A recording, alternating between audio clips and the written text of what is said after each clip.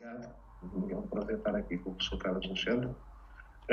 Também o professor Zé Rafael integra este júri, mais uma vez, na qualidade de orientador, portanto, tem contribuído com várias orientações para este mestrado, que eu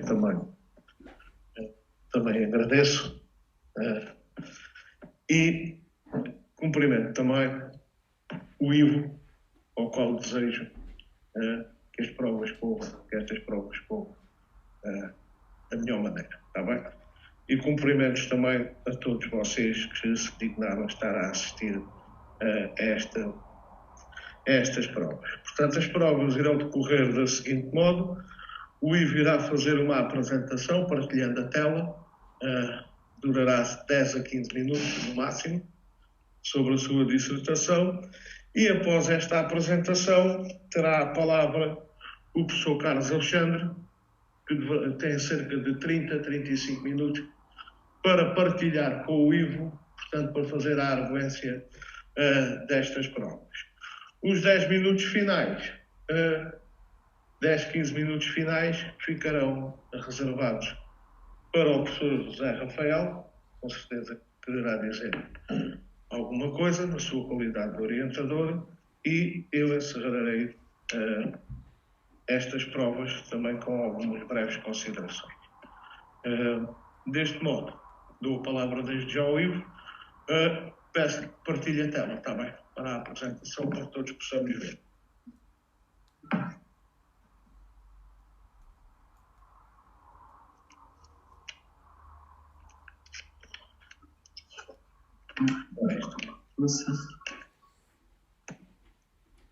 Penso que estará algum computador que esteja ligado comigo. Como? Penso que é o computador que esteja ligado.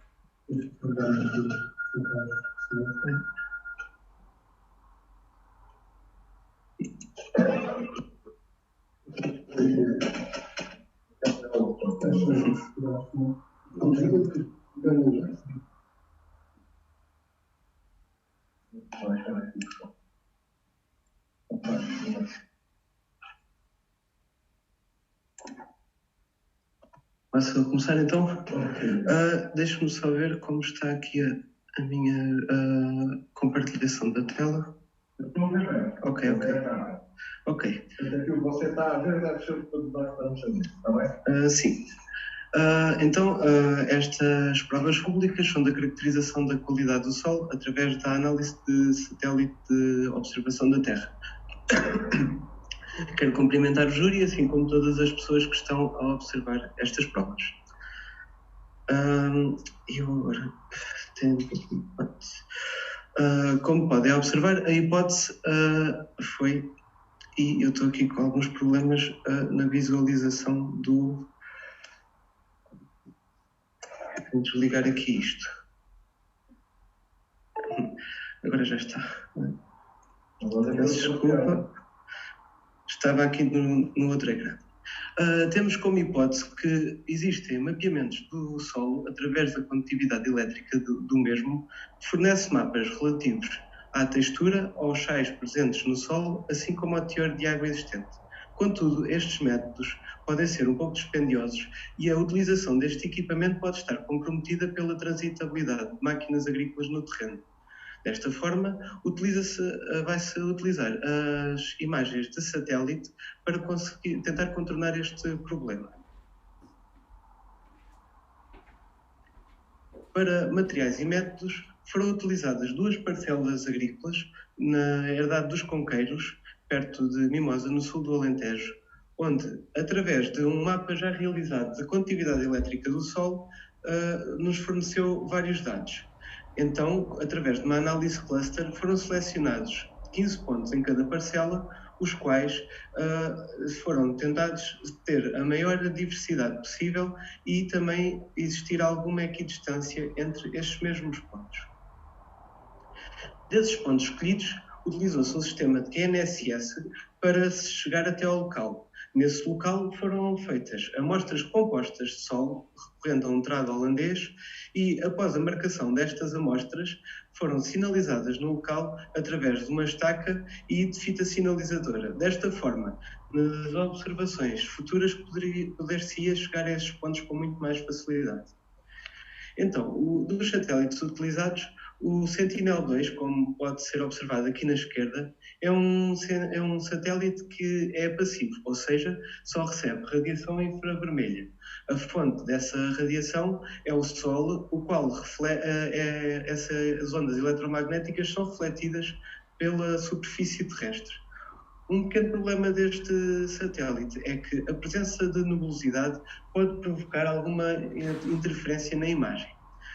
Por outro lado, temos o Sentinel-1. Este é um satélite que é ativo, ou seja, ele emite a sua própria radiação e recolhe aquela que é recebida da crosta terrestre, e já sendo um satélite que tem ondas de micro-ondas, ou seja, ondas radar, consegue passar através dessas nuvens e não ter a presença desse ruído. No lado direito, podemos observar como as ondas eletromagnéticas podem ser influenciadas pela rugosidade de uma superfície, ou seja, podem ser refletidas ou difusas, chegando algumas de volta ao sensor. Também, por baixo, temos vários comportamentos de ondas eletromagnéticas, onde, quanto maior a amplitude da onda, maior é a penetração desta sobre os objetos. A banda utilizada neste estudo foi a banda C. Então, dos dados recolhidos do solo, através das imagens de satélite, do Sentinel-1 utilizou-se a polarização VV, que é verticalmente emitida e verticalmente recebida, assim como a polarização VH, que é verticalmente emitida e horizontalmente recebida. No Sentinel-2, utilizou-se o In-Display Ratio, que é uma razão entre as duas bandas de infravermelho de onda curta deste satélite. Depois, durante vários dias, fez recolha com um sensor próximo, ou seja, o equipamento TDR, que a sigla significa Time Domain Reflectometry, os quais recolhia dados da condutividade elétrica aparente do Sol, assim como o teor de água do mesmo. Por fim, daquelas amostras recolhidas anteriormente, um laboratório forneceu os dados texturais das mesmas, os quais podem ser apresentados neste triângulo textural. Para métodos estatísticos, utilizou-se o coeficiente de Pearson quando se fez a comparação de dados quantitativos.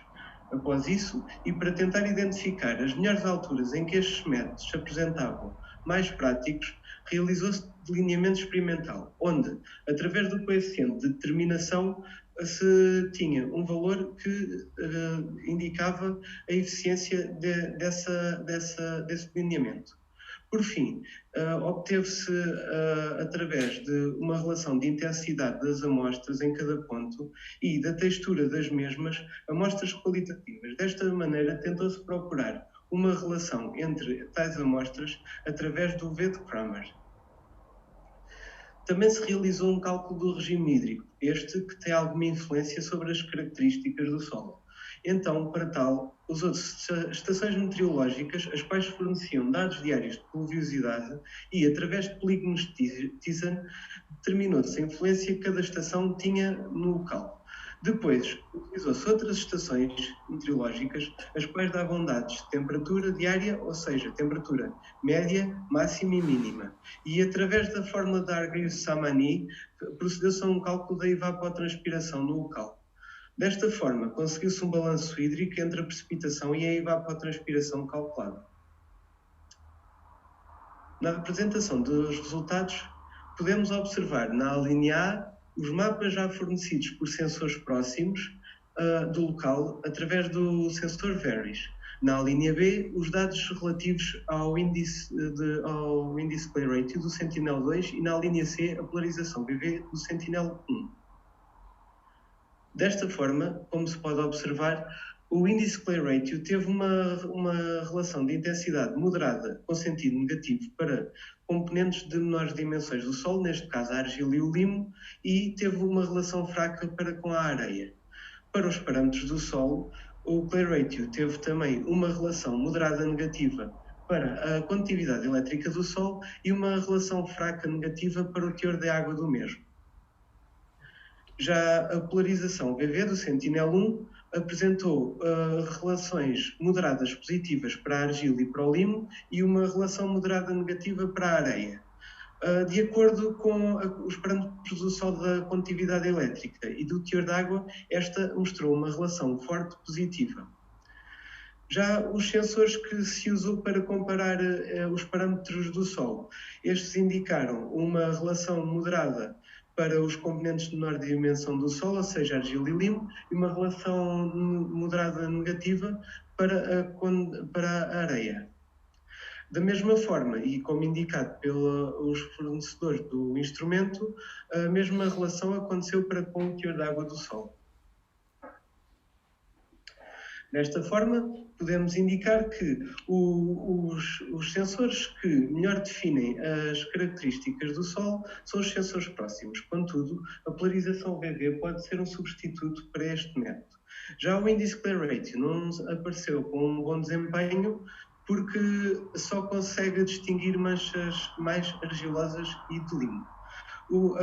A polarização VH não foi apresentada neste trabalho porque os seus valores foram muito baixos. Agora, observando em datas específicas a eficiência deste tipo de análises do solo, podemos observar que o sensor próximo TDR apresentou dados estatisticamente mais fortes ao início do ensaio do que no fim. Como se pode observar no teor da água, nos gráficos abaixo, estes valores do teor da água apresentavam-se muito mais dispersos, o que pode indicar que aumentos do lençol freático e, entre outras situações, podem reduzir a eficiência deste tipo de amostragem no solo. Para o índice Clay Ratio, podemos observar a mesma situação, só que agora, ao longo que o tempo foi passando, este tipo de análise do solo foi tendo melhorias. Como se pode observar, este índice tem uma relação muito mais forte para com os componentes do solo, do que para os parâmetros do mesmo. Como se pode observar, aqui a influência de um pequeno fenómeno de precipitação indicou um pequeno aumento neste coeficiente de determinação. Já para a polarização VV, aconteceu a mesma situação. Ao longo do tempo, esta foi melhorando. Desta forma, pode-se também observar que este tipo de polarização foi melhor para acompanhar a resolução temporal dos sensores próximos, como é o caso da condutividade elétrica e do teor de água, do que se relacionou com a textura deste solo. Por fim, como disse anteriormente, existiu por cada ponto uma relação com uma intensidade diferente, assim como o seu sentido, e tentou-se agrupar estas com a textura do mesmo. Através do V de Kramer, como se pode observar deste valor de 0,62 com um bom nível de significância, pode-se observar que existe uma relação forte entre a intensidade de relação destes parâmetros e a textura do mesmo. Para concluir, podemos observar que o Sentinel-1 apresenta uma correlação positiva com o teor de água do Sol na polarização VV e acompanha tanto o teor de água como a condutividade elétrica fornecidos pelo sensor TDR.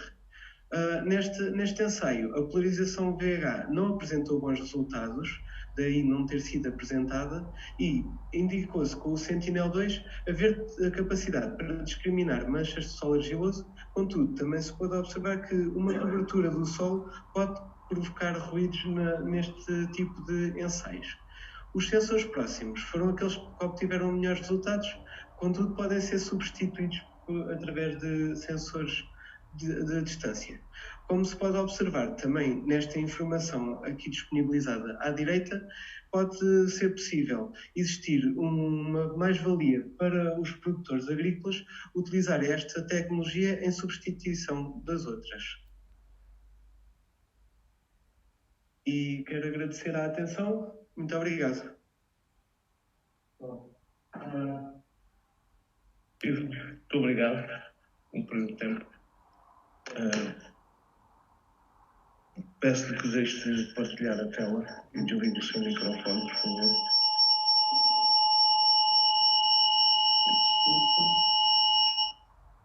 Pronto.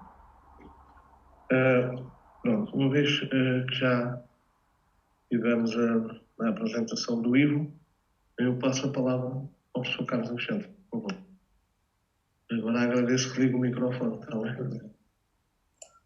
Nós desligamos.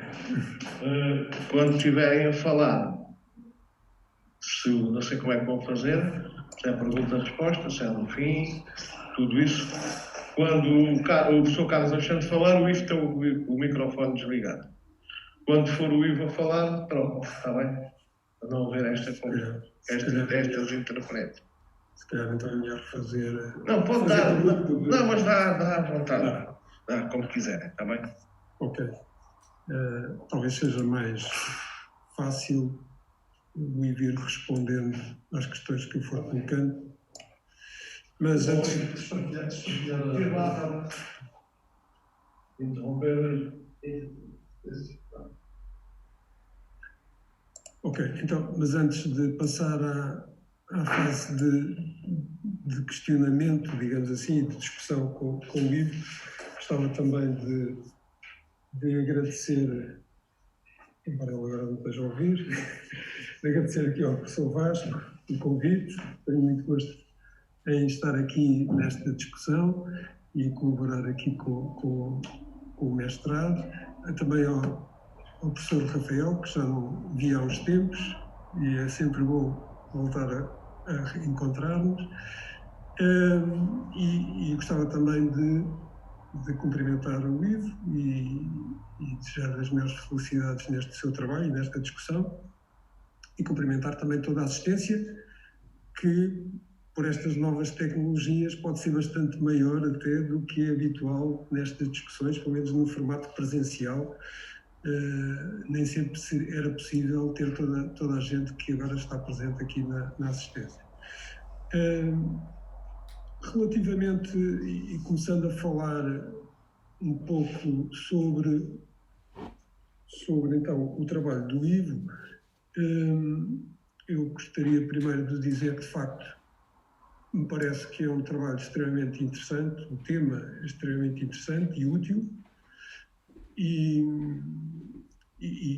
útil na medida em que pode facilitar duplamente a vida a todas as pessoas interessadas em agricultura e, de certo modo, também todas as atividades que dependam do recurso solo, não é?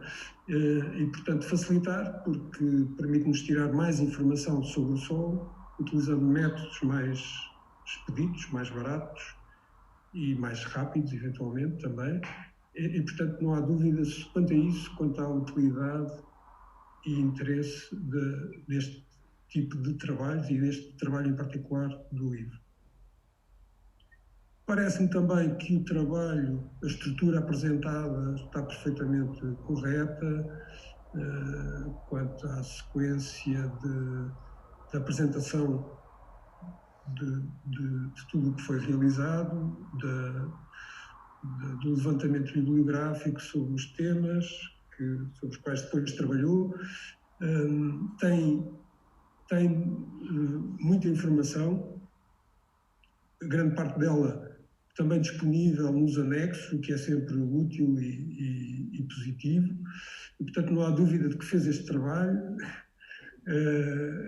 E também, sendo com a orientação do professor Rafael, isso é uma garantia também de que o trabalho que aqui está é um trabalho realizado e portanto, efetivamente, porque isso também faz parte da avaliação, neste momento, da discussão, não é? Faz parte da avaliação saber se o candidato efetivamente fez o trabalho que apresenta, não é? E, portanto, quanto a isso, não há qualquer dúvida. Estamos resolvidos. Agora, não quer dizer que não haja também alguns problemas aqui ou ali de questões para as quais nós estamos aqui precisamente para chamar a atenção para isso.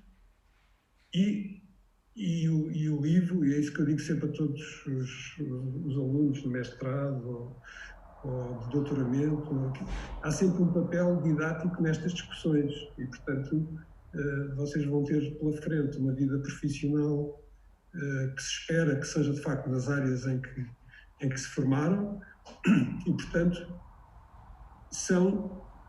têm uma responsabilidade porque as outras, ninguém sabe mais sobre os temas sobre os quais o Ivo trabalhou e outros trabalham, do que os próprios. E temos vocês, nós, todos temos esta responsabilidade de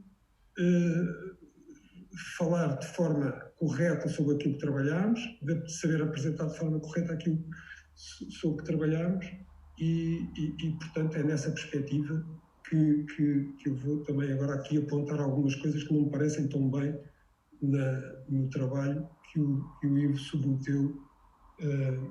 Portanto, estou a centrar não no trabalho no sentido do que executou, mas do trabalho escrito que apresentou e que vai ter que ficar depois nas bibliotecas e que fica disponível para a memória futura, digamos, como se costuma dizer, sobre o que fez. E tenho que ver agora aqui algumas notas que tomei com base no trabalho que apresentou, portanto, com base na dissertação. E, por exemplo, começaria aqui Isto são mais comentários, mas o Ivo depois, se quiser, pode interromper à vontade e justificar. Em alguns casos, eu colocarei mesmo uma questão ou outra, mas para já, quanto à primeira, não é propriamente uma questão. É mais uma opinião, a minha opinião, evidentemente, sobre o título. Por exemplo, caracterização da qualidade do solo através da análise de satélite de observação da Terra.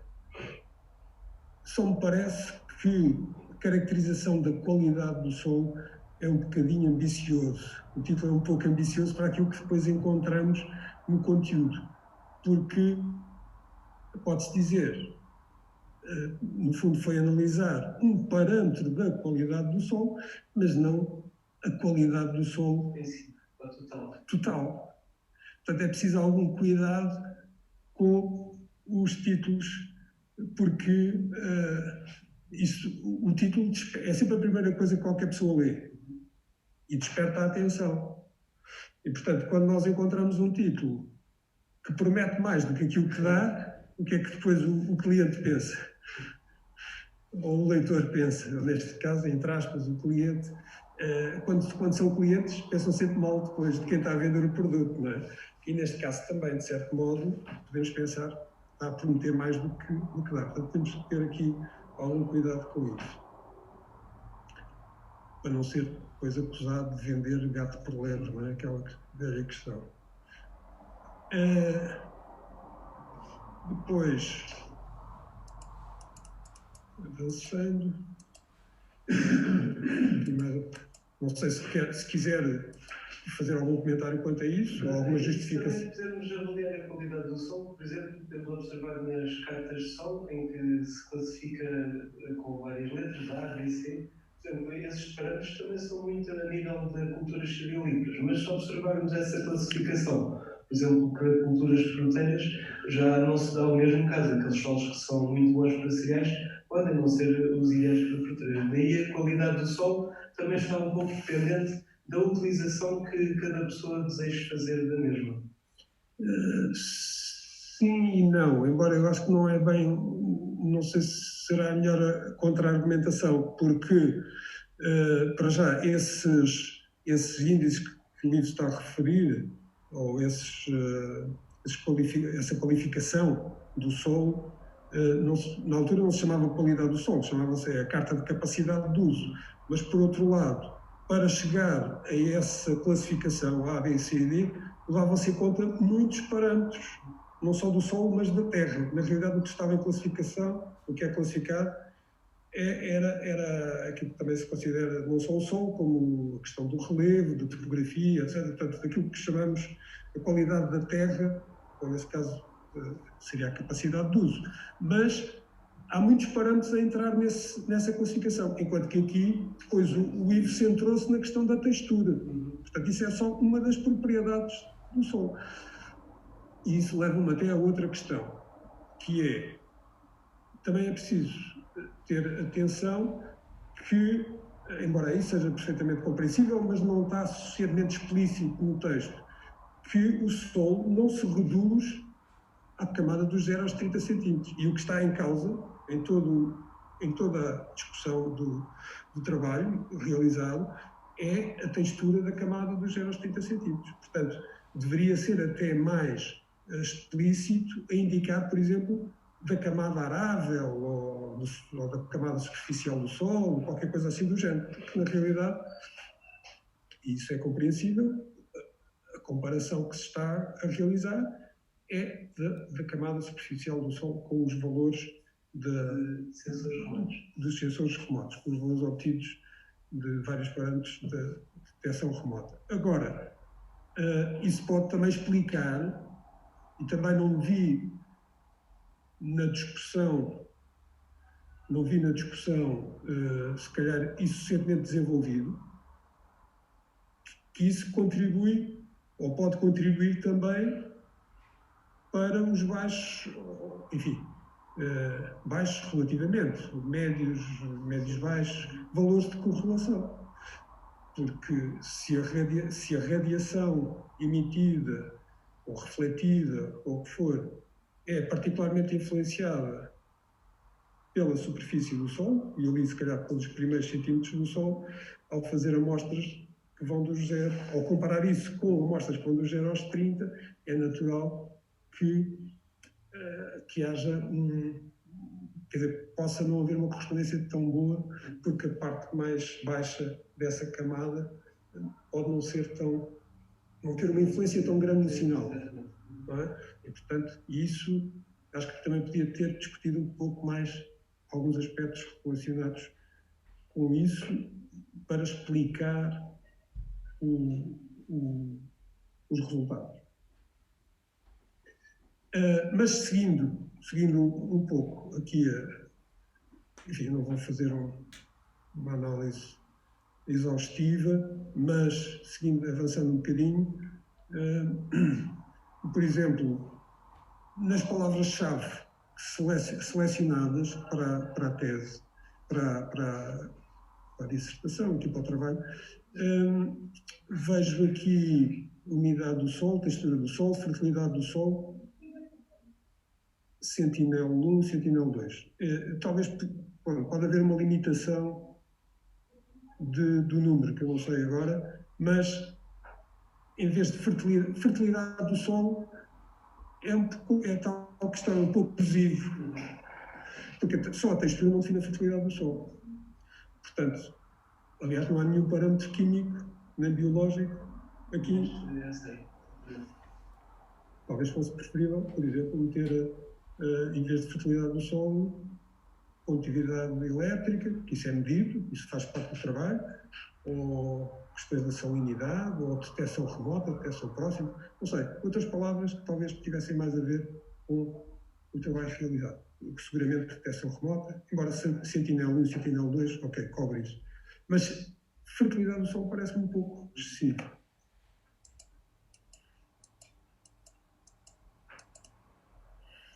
Avançando aqui mais.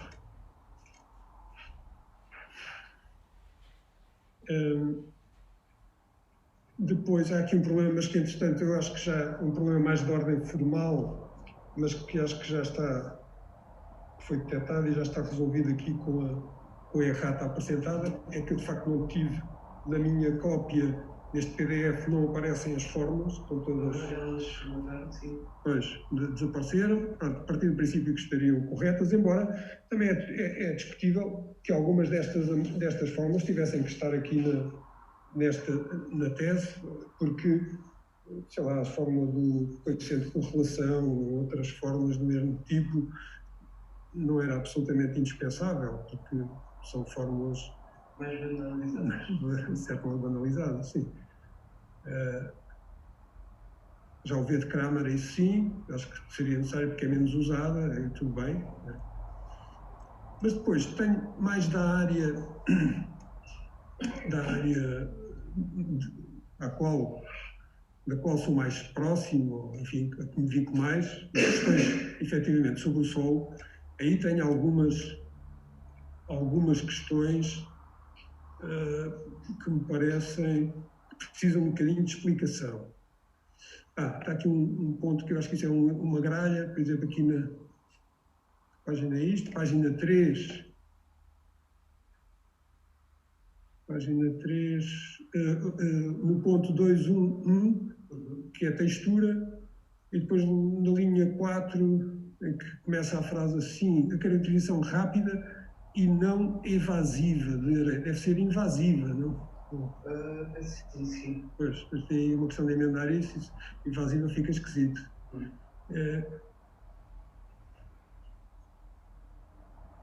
Depois, há aqui alguns aspectos relacionados com as classes de partículas que se utilizam na textura e um desfazamento entre essas classes de partículas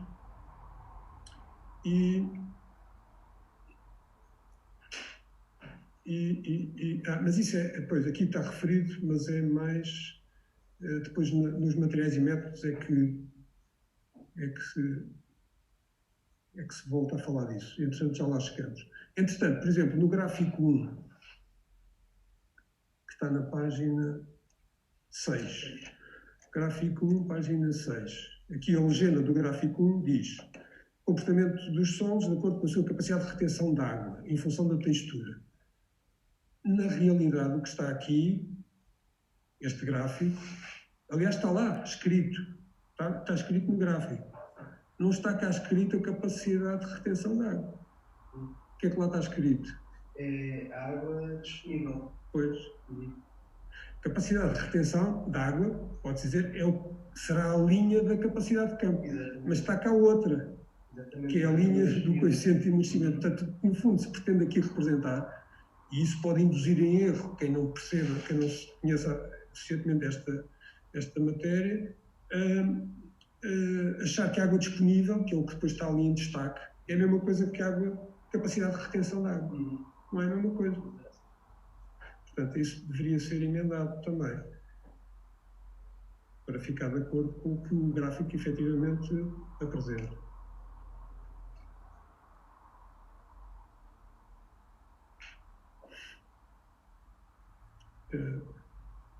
Depois há aqui uma outra questão, também há uma fórmula, exatamente na mesma página, logo por baixo desse gráfico 1, que se refere, talvez esteja agora já corrigido aqui na errata, é sobre a umidade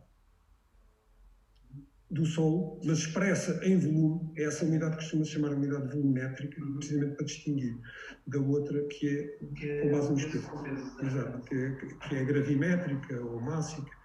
E, portanto, seria de acrescentar aí também alguns na legenda teor de unidade volumétrica do solo, para ficar mais correto.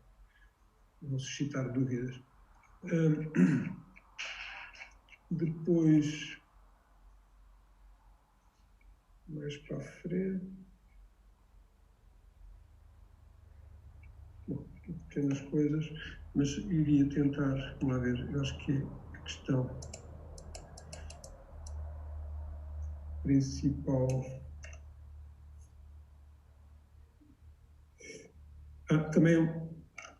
Isto aqui também é uma dúvida minha, por acaso. Na tabela 4, que está na página 16, tem esta tabela com os dados do satélite Sentinel-1, exato. Tem o VH e o VV. Uma linha para cada uma destas bandas, não é? Mas os valores são todos iguais. Isto está mesmo correto, é mesmo assim? Sim. São exatamente iguais. Sim, porque apenas existe uma verticalidade, ou seja, a onda muda de posição e depois o sensor observa as ondas horizontais. Está certo. Então, quer dizer, e fiquei também aqui com uma outra dúvida, já agora pode se calhar esclarecer, que eu não conhecia, que é a resolução espacial que se obtém com este satélite não corresponde, digamos, a pixels quadrados, são retangulares. Portanto, tem 5 por 20 metros, é isso? Ok. Normalmente são quadrangulares, sim. Sim, mesmo podem ser valores um pouco mais próximos, não um retângulo tão distante. Pois. Ok. Avançando um pouco mais, eu acho que temos...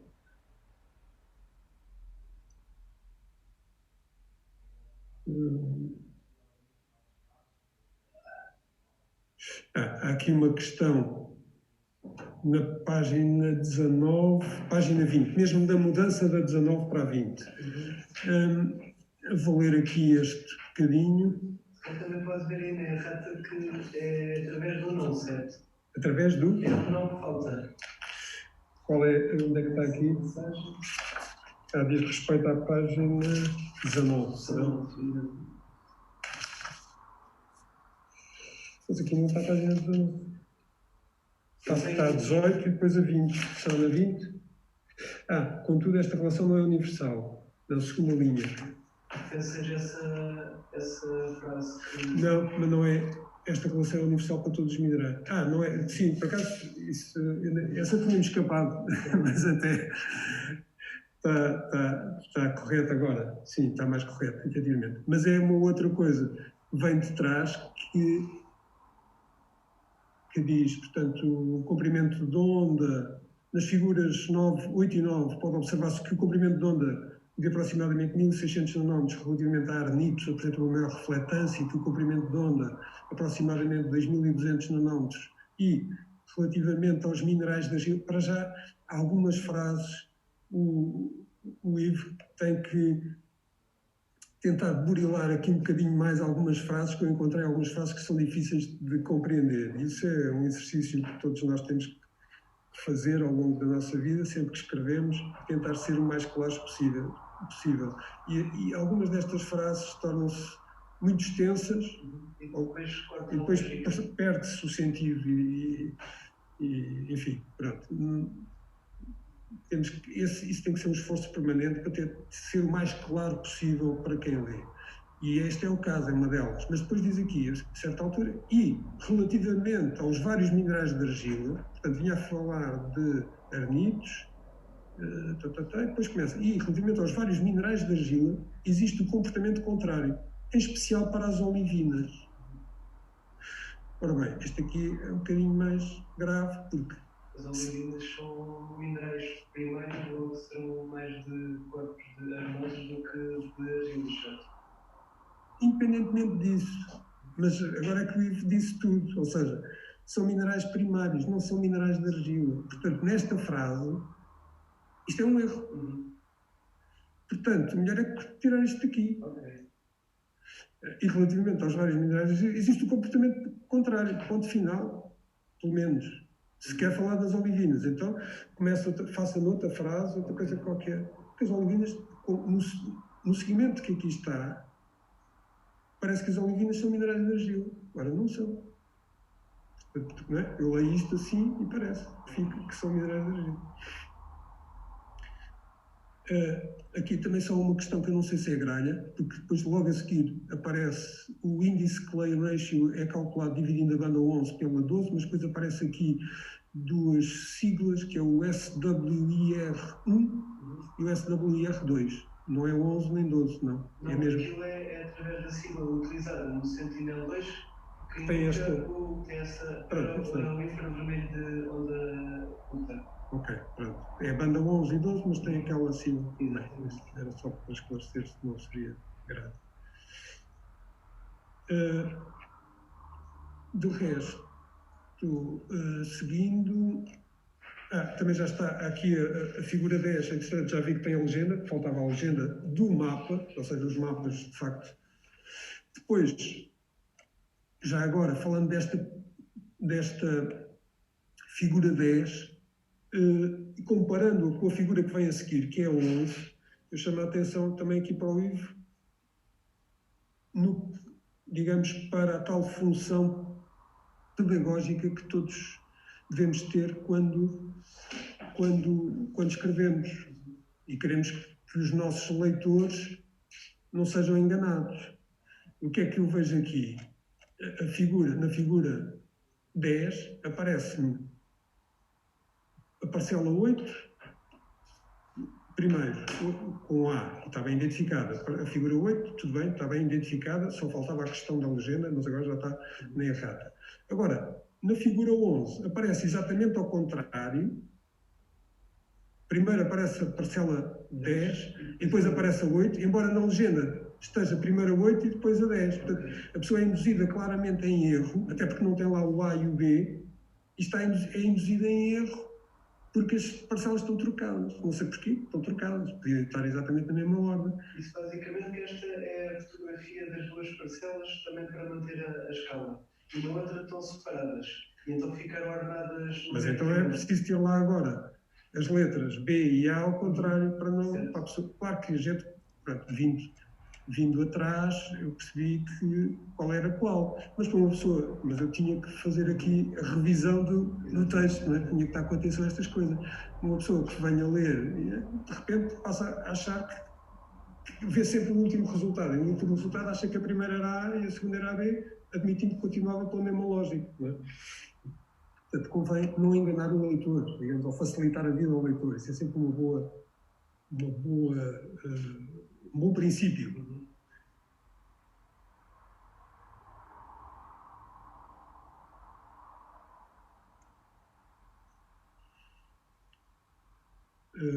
Mais um bocadinho à frente. Por exemplo, depois, há uma coisa aqui também que é importante e que falta na discussão. Embora eu refiro aqui porque são assuntos que são focados aqui nos materiais e métodos, mas depois não são abordados na discussão dos resultados, que é, na página 23, no fim, aparece a referência. O espaçamento utilizado,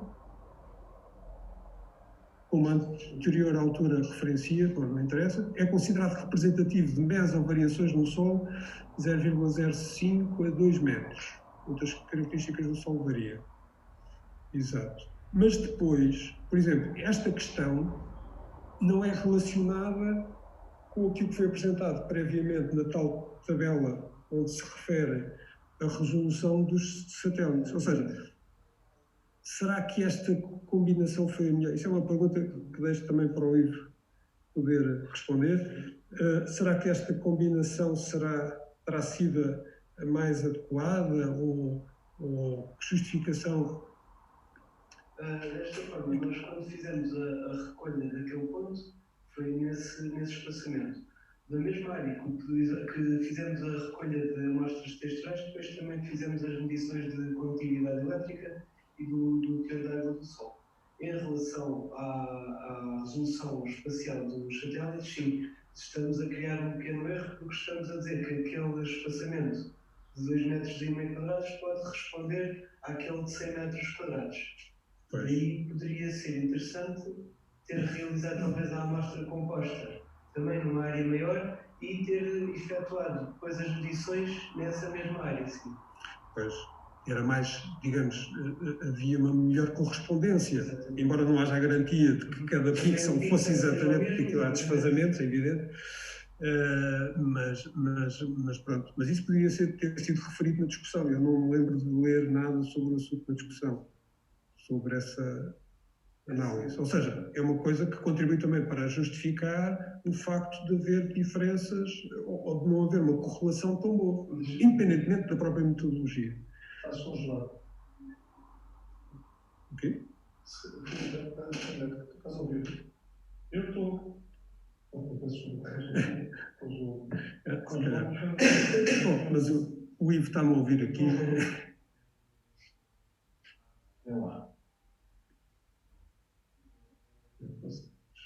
Pronto, eu também, isto o tempo passa muito depressa, e só aqui mais uma referência de uma questão ou outra que eu acho que justificaria emendar. Por exemplo, logo no ponto a seguir, que é o 3.6, que diz, é o título desse ponto, que é Amostras Analíticas de Solo.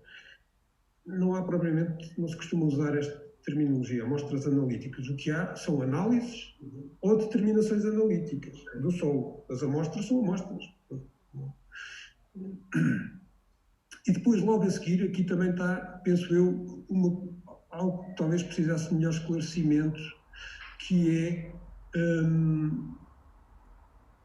não existe um método, vem logo a seguir, este ponto, portanto, refere-se ao método de determinação da textura, não existe um método de Stokes. O que há são métodos de determinação da textura, aliás, isto é uma das primeiras matérias de pedologia, não é? Portanto, já percebi que o livro não foi olhar para o material da pedologia, já estava muito para trás, mas está lá bem apresentado. Aliás, a fórmula de Stokes para avaliar a fórmula, o lei de Stokes, que se utiliza no método, mas o método não se chama método de Stokes. Aliás, e depois também não é dito qual é o laboratório. Já agora, como não é referido qual foi o método, pelo menos seria útil saber qual foi o laboratório. Se foi feito aqui na Mitra. Por acaso não sei dizer porque nós mandámos e não sei qual foi o laboratório. Mas então isso era importante saber qual é a metodologia que foi adotada. Porque há aqui depois outros problemas. As classes de partículas, de facto, são as classes de partículas que são usadas em Portugal. Mas depois, a classificação da textura utiliza aqui uns diagramas que nós não usamos. Estes diagramas são da classificação americana. E a classificação americana não usa o limo destes valores. Portanto, há aqui qualquer coisa que pode não estar a bater certo. Mas, por exemplo, eu também vejo que na tabela 6 aparece aqui, por exemplo, uma amostra que deu argila-limosa, ou a textura argila-limosa, ou solo argila-limoso, e depois eu olho para os pontos aqui deste diagrama e não aparece cá nenhum ponto na classe argila-limosa. Como é que isto se explica? O que é que se passa? Foi basicamente a imagem que tinha recolhida, era da classificação dos Estados Unidos e não a classificação portuguesa. Então, mas as amostras foram analisadas nos Estados Unidos? Não. Foram analisadas cá em Portugal? Apenas ao mostrar graficamente estas amostras, a imagem não corresponde, a percentagem das amostras corresponde às percentagens de argila, limo e areia, contudo, o grupo a que estão distinguidas é diferente. A classe de textura? Exatamente, a classe textural é diferente da classe textural portuguesa. Pois, porque este diagrama não é o diagrama que é usado com estas classes de partículas. Portanto, há aqui qualquer coisa que não bate certo. Ou as classes... as classes de textura não estão, da tabela 6 não estão corretas, ou os pontos representados na figura 12 não estão corretos. Alguns deles... Portanto, isso conviria acertar isso. A nível de percentagens, sim. A nível de classificação, não. A classificação aqui do diagrama é que não está correta. Exatamente. Ok. Então, se calhar, era preferível tirar esta imagem. Ok. Passar para outra tabela. Ou pôr com o diagrama que nós usamos.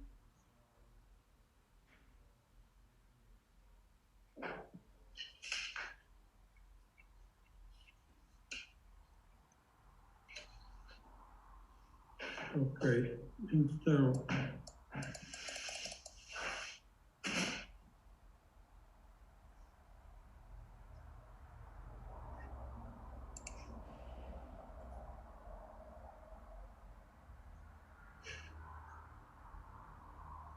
Creio que... Bom, e para não alongar mais, eu passava aqui para uma questão... Há também aqui uma outra, agora passei por aqui e reparei, há aqui uma questão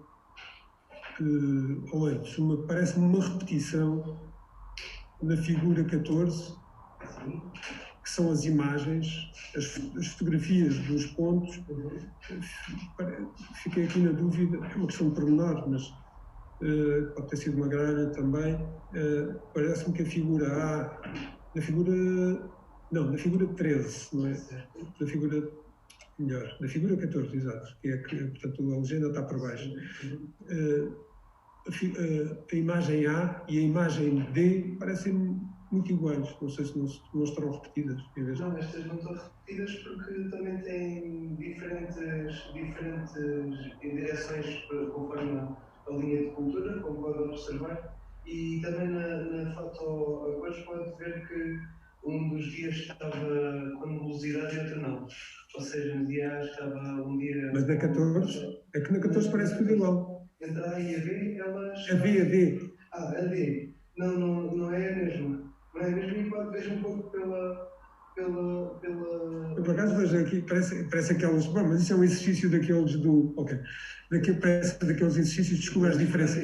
Mas pronto, é um pormenor. Mas depois é uma questão de ver isso. Elas parecem, de facto, muito semelhantes.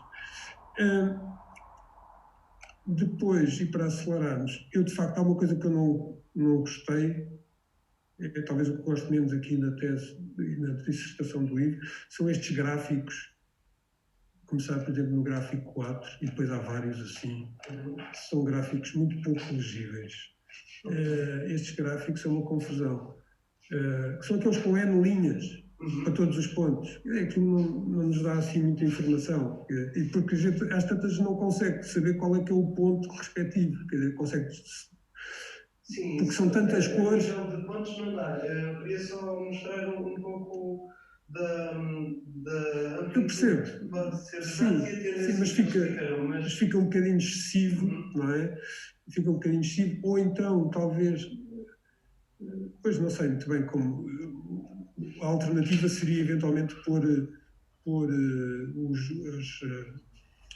os dados de cada ponto, ou as variações dos pontos, ou fazer uma análise estatística e pôr... Mas pronto, também... Porque eles de facto são um pouco... Percebe-se a ideia, mas depois tornam-se um bocadinho pesados. E não se consegue extrair informação deles. Claro que dá mais trabalho tentar arranjar uma outra representação. E creio que a minha última referência seria aqui para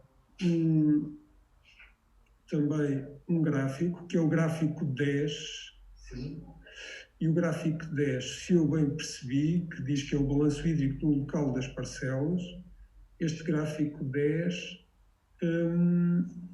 na realidade, não é bem o balanço hídrico, porque isto é para cada dia, se eu percebi bem, o livro poderá depois esclarecer melhor, é a diferença entre a precipitação e a evapotranspiração. Isso não é bem o balanço hídrico.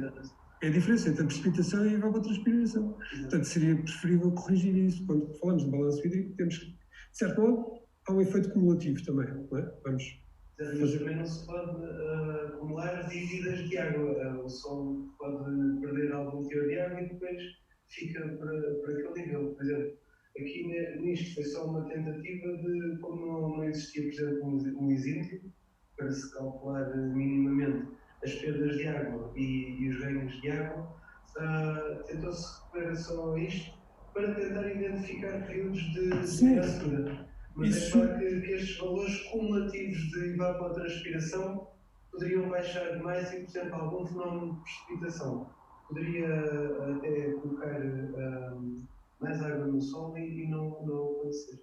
Eu não discuto o objetivo desse gráfico e desse cálculo. Discuto a terminologia usada. Isto não é o balanço hídrico, é a diferença entre a precipitação e a evapotranspiração, porque é isso que foi feito. Portanto, mais uma vez, é a questão de ajustar a descrição ou aquilo que nós dizemos do que fizemos ao que efetivamente fizemos. Não devemos dizer que fizemos uma coisa e depois fizemos outra. Portanto, porque os valores que aqui estão para cada dia é a diferença entre a precipitação e a evapotranspiração nesse dia. E depois também não percebo muito bem já agora porque é que os pontos relativos ao Sentinel-1 e ao Sentinel-2 acompanham as curvas, portanto, estão em cima das curvas, enquanto que os pontos correspondentes à visita de campo estão em cima da linha do zero. Há algum motivo para isto? Não, e basicamente foi um erro que eles deveriam estar naquela linha limite só para se sobreporem uns aos outros. Pode ter acontecido que alguns sobrepunham muito e queria-se dar a indicação de que se faziam visitas de campo no mesmo dia que passavam os satélites. Pois, mas sim, percebo isso. Torna-se um pouco confuso, sim. Torna-se confuso porque parece que andam ali a acompanhar, parece que depois fica a ideia de que são observações realizadas e que acompanham muito bem uma curva. Exatamente. Ou seja, parece os valores observados e temos a curva como foi calculada e que corresponde muito bem aos valores observados. Induzem erro. Seria melhor arranjarem uma outra forma de representar isso.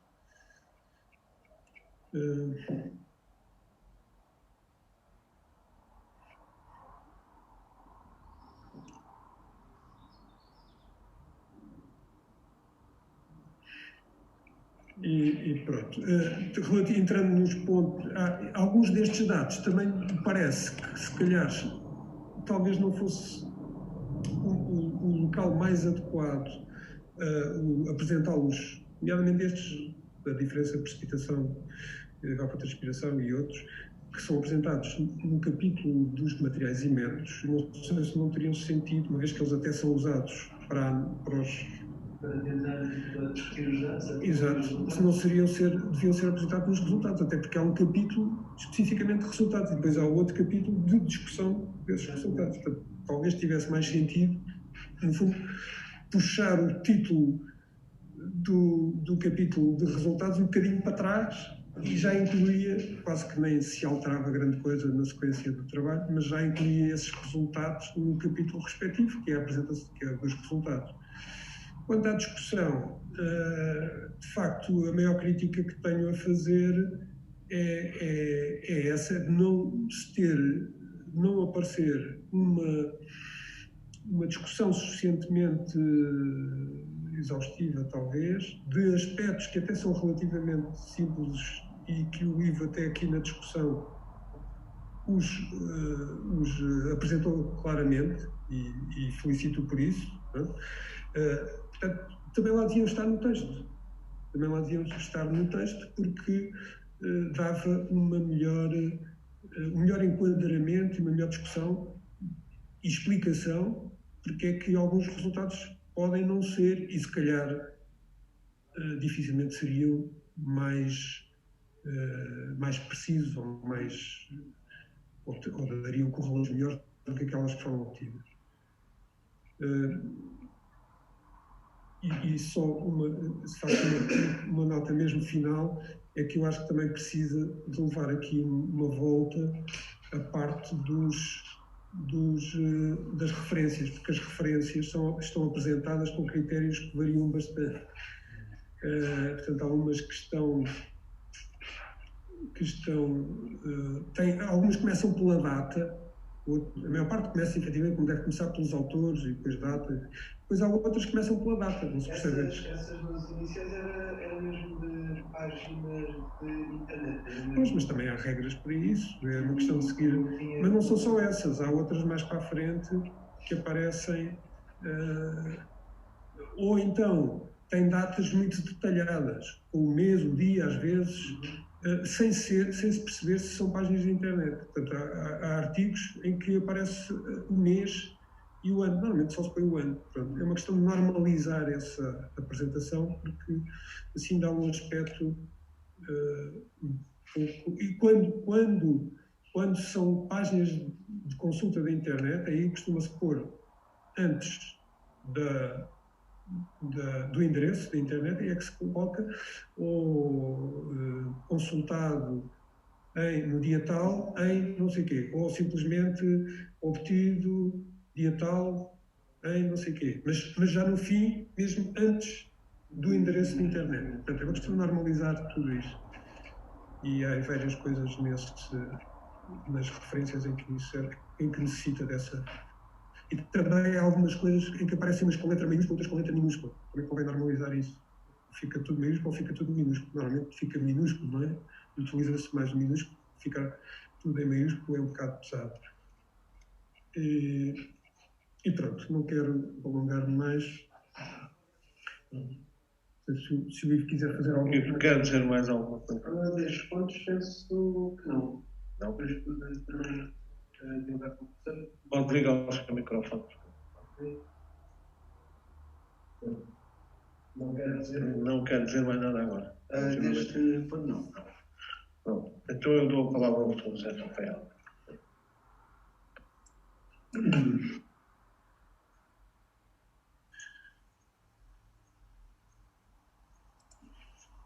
Ora bem, Ivo, bom dia. Em primeiro lugar, agradecer aqui ao professor Carlos Alexandre a mobilidade de ter aceito ler o trabalho.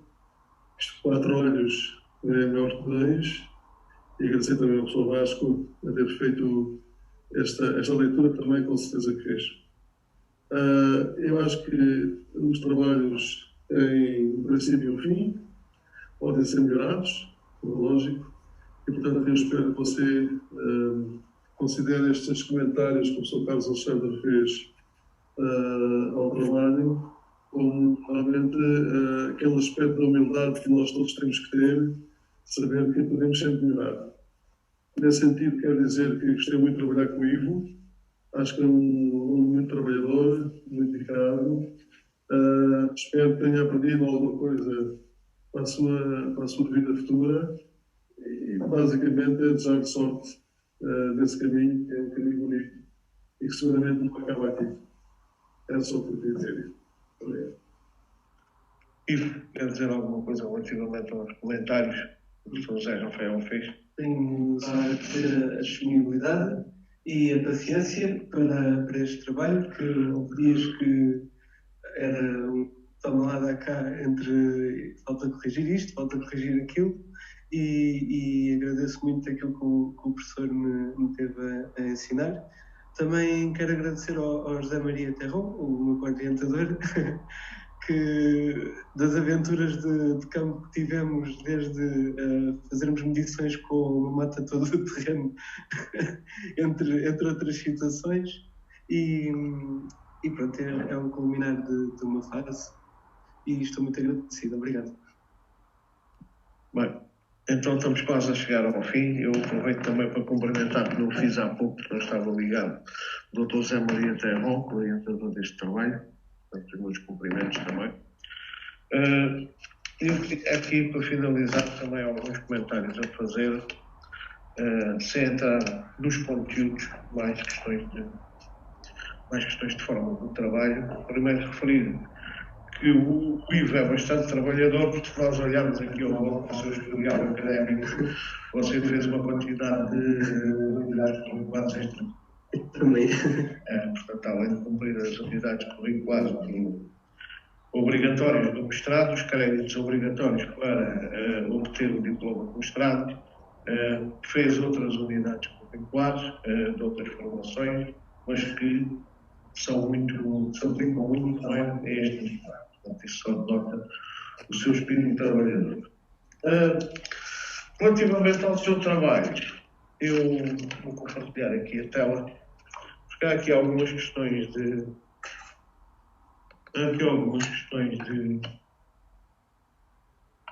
de estrutura ou de apresentação que eu gostava de ver consigo. Primeiro,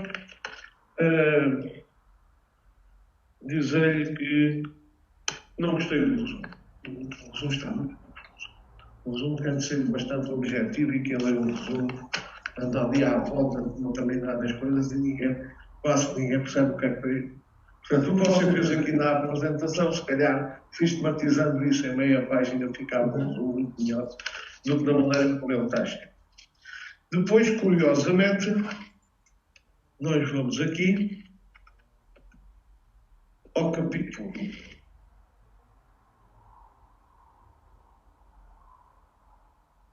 Também dizer-lhe que a sua dissertação em termos de paginação, índice, isso está correta, que é coisa que muitas vezes não acontece, mas neste caso está correta, ter esse cuidado.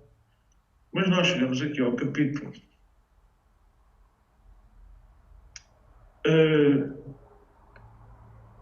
Antes disso, enquanto eu andava para este capítulo, enquanto eu andava, como eu disse, antes de dizer, portanto, a versão que nós recebemos, eu tive uma coisa a confirmar isto com os colegas que estão aqui, eu não sei o que é que se passou, mas a versão está completamente desformatada. Se quiser, tem ali ainda uma errata. Mas, por exemplo, não se consegue ver uma única forma. Portanto, nós fizemos fé que as formas estavam corretas. Não é?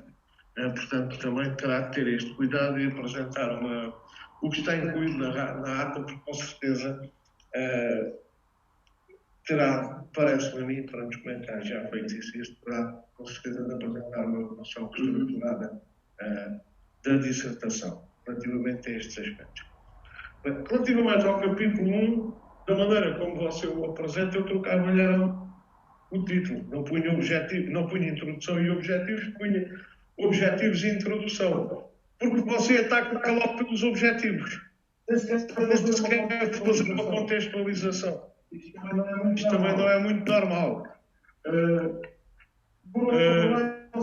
Por outro lado, você diz aqui que tem duas hipóteses. Eu não consigo diferenciar a primeira da segunda hipótese. Aqui na apresentação consegui. Mas eu não sei o que é a primeira e a segunda hipótese. Aqui quais é que são? Qual é que é a primeira e a segunda hipótese? Não consigo, pronto, através do que está escrito lá chegar. Depois, relativamente às referências.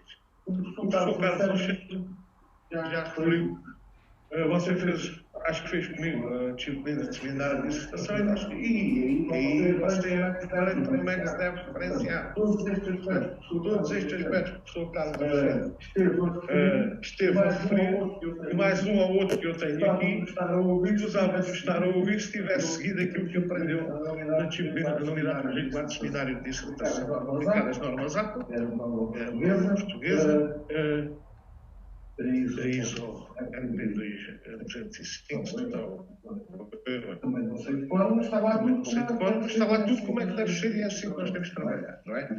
Exatamente as citações da NET e tudo. Você tem aqui, vou já aqui logo, primeiro exemplo, página 2. Está a ver? Eu estou a compartilhar a tela. Acho que estão a ver. Desformatação. Quando entregasse a teste, devia ter tido a folha de saber se ela estava em condições. A primeira citação que faz isto não se faz assim. Isto era Barnes e tal 2019. Você põe as iniciais dos nomes, depois a seguir ao nome põe uma vírgula, o Barnes põe uma vírgula, portanto está aqui. E este fora temos aqui vários exemplos. Portanto, este assunto também é algo que não está bem na sua dissertação em termos de fora. Ora bem, 14, figura 3. Depois, dá aqui alguns aspectos, aqui está bem a fonte, mas tem parênteses a mais, só para exemplificar algumas coisas. As formas. Vou já passar para a página 40, também para dizer aqui. Pronto. Gráfico 10, foi este que eu retomei como exemplo. O balanço hídrico. Qual é a fonte? A fonte disto foi das fórmulas já anteriores. Então isto é um resultado. Exatamente. Não devia estar no material imerso. Ok. Está certo? Mas tem aqui.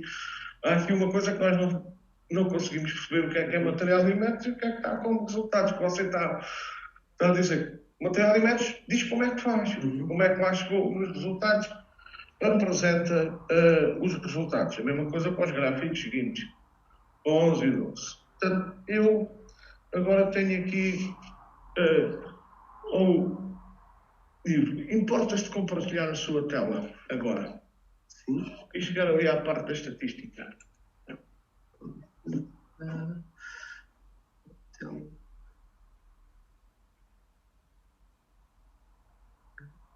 Estava.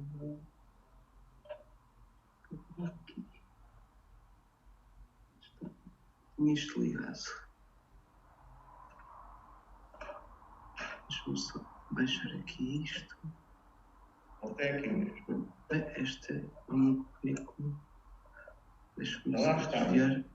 É só selecionar a. Não é que aqui a barra não estava a deixar. Pronto. Queres chegar aqui à que página? Não quero a dissertação, quero a apresentação que fez. Ok. O slide que apresentou aí mesmo. E é este aqui. Este. Certo? Vamos lá ver. Método estatístico. Uma coisa, qual é que foi o seu delineamento experimental? O delineamento O que experimental. é que, pronto, isto geralmente você tem e pode-nos pôr uma equação que explica o que é que você fez. Ou seja, comparação de dados quantitativos. Usou o coeficiente Pearson para classificar essa comparação. Que método estatístico é que utilizou para fazer isto? É que o delineamento experimental é uma coisa, outra coisa são os métodos estatísticos. Método estatístico é que você utilizou? Foi a nova, foi má nova, foi o quê? Não, eu tinha feito o teste de Student para comprovar os testes do coeficiente Pearson e depois no delineamento experimental foram os resultados fornecidos pelo formato Excel que dava o coeficiente. O delineamento experimental é dizer aquilo que pode ser mais fácil, não é? Com as ferramentas. Quais é que foi as ferramentas que utilizou? Pois é, para o delineamento experimental foi a ferramenta Excel, que através daqueles dados fornecia o gráfico de dispersão, a reta Delineamento, isto é, né? A ferramenta. Ok. Está certo? O que é que você fez? Você comparou o quê? Vários métodos. Foi? Ou vários tipos de chegar a um resultado, não é? Exatamente. Isso é que é o seu. E o que é que influenciou isso? Okay. Você fez correlações e fez a comparação de médias também. Fez isso? Não, esse aí não. Então, mas alguns fez. Mas não na totalidade. Exato, mas é isso que era preciso ser explicado. Para cada parâmetro em análise, para cada valor em análise, dizer o que é que fez. Okay. Isso é que é o delineamento experimental, não é? Como é que você delineou a experiência. E depois dizer quais é que são as ferramentas que utilizou. Porque eu acho que você fez aqui, você comparou métodos.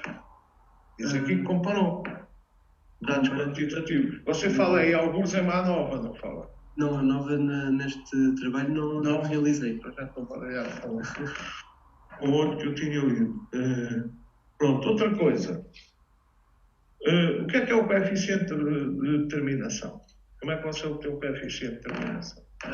Ele era fornecido através do Excel. Nós temos a soma total de quadrados sobre... O que é? E como é que ele era fornecido? O que é que o coeficiente de determinação indica? Ele basicamente... Está aqui escrito. Percentagem de valores da variável y explicados pela variável x segundo a linha de tendência. Como é que a variável que você utilizou explica o resultado aqui? Não tem que ser é o valor deste y. Pronto. Geralmente eu utilizo essa análise de redução.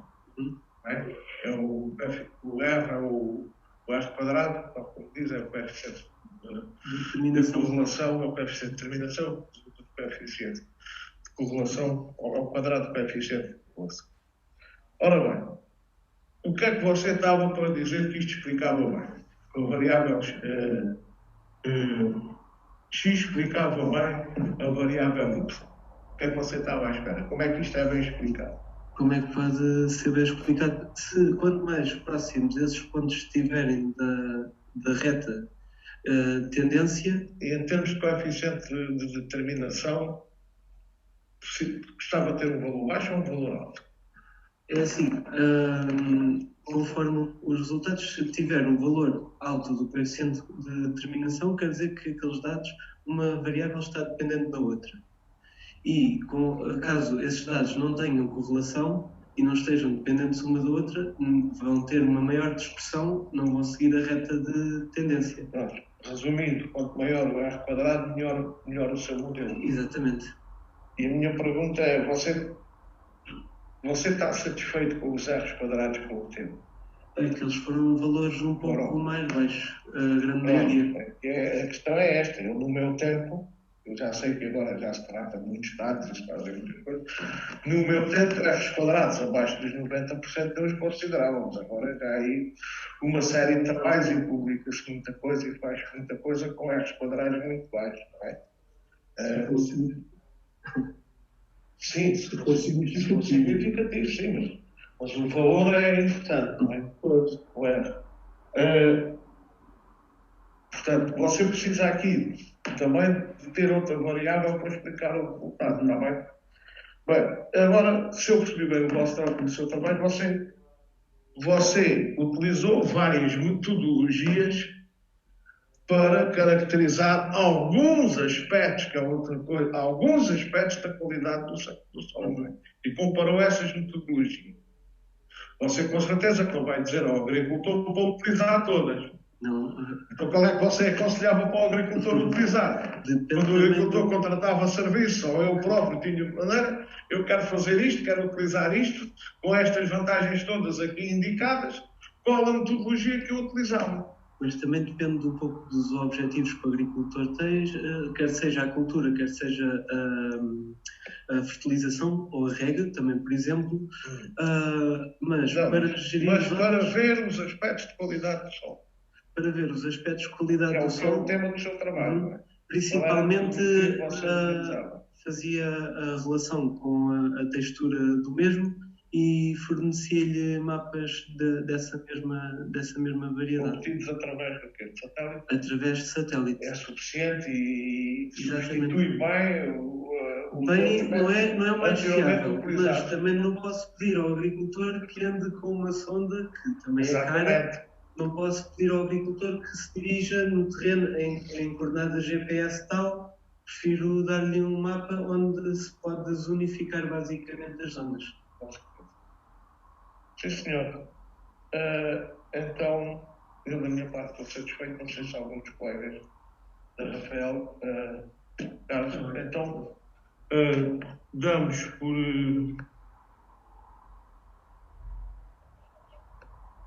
concluídos agora esta parte da defesa. Portanto, eu peço ao Ivo,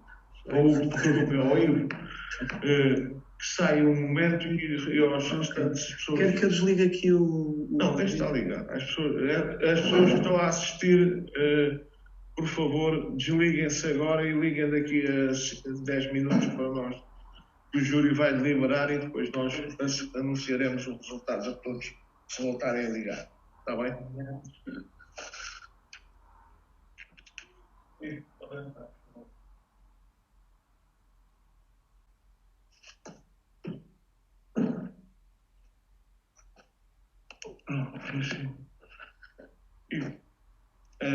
Pronto.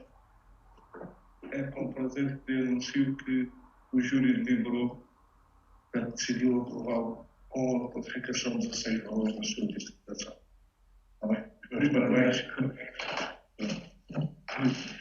Tem aqui também, já para saber, portanto, terá de fazer uma pequena reestruturação, nomeadamente alterar o título, colocar as referências bibliográficas de acordo com a APA e introduzir algumas correções propostas que o professor Carlos Alexandre entrega no voltar. Está bem? Com certeza. Então, os meus parabéns. Está bem? Obrigado.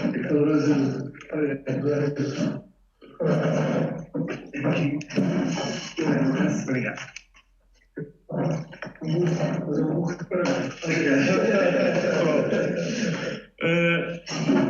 Uma vez que já sabem todos a classificação, já podem dar os parabéns ao Ivo, espero que de modo presencial ou à distância, como queiram, e agradeço a vossa presença nestas provas de defesa da dissertação. Então, bom dia a todos.